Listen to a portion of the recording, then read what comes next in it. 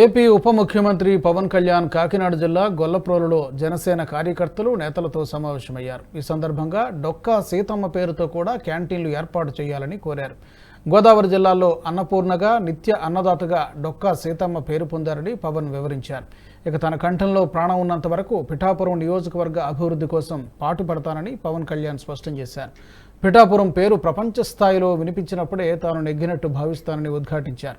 సమాజానికి మేలు చేయాలన్న ఉద్దేశంతోనే తాను రాజకీయ రంగ ప్రవేశం చేశానని వివరించారు. కొన్ని విషయాల్లో గట్టిగా ఉండడం తప్పదని, శాంతి భద్రతల పరిరక్షణ విషయంలో కఠినంగానే ఉంటానని పవన్ కళ్యాణ్ స్పష్టం చేశారు. నేను మటుకు కూర్చోబెట్టి ఆల్మోస్ట్ ఒక బలమైన ఇంకా ఎప్పుడు పోటీ చేస్తాను లేదు నాకు తెలియదు, ఆ స్థాయికి వచ్చేసాను. నేనేంటంటే పోటీ చేయడానికి, పదవులు అనిపించడానికి నేనేమనుకున్నానంటే నా దేశం నాకు దేశభక్తినిచ్చింది, నా సమాజం నాకు బాధ్యతనిచ్చింది.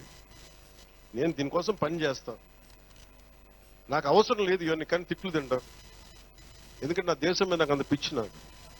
నా బాధ్యత. మన సభలో మీరు చూశారు, అసెంబ్లీలో ఏం మాట్లాడాను నేను నా పార్టీ గురించి మాట్లాడాల.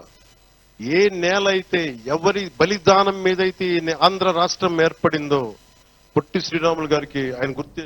ఈ వీడియో మీకు నచ్చినట్టయితే లైక్ చేయండి, 10 మందికి షేర్ చేయండి. అలాగే కామెంట్ల రూపంలో మీ అభిప్రాయాలను మాతో పంచుకోండి. Nationalist hub group of channels ను సబ్స్క్రైబ్ చేసుకుని తెలుగునాట జాతీయవాద జర్నలిజాన్ని ప్రోత్సహించండి. ఈ వీడియో కింద ఉన్న బెల్ ఐకాన్ పై క్లిక్ చేయడం మర్చిపోవద్దు.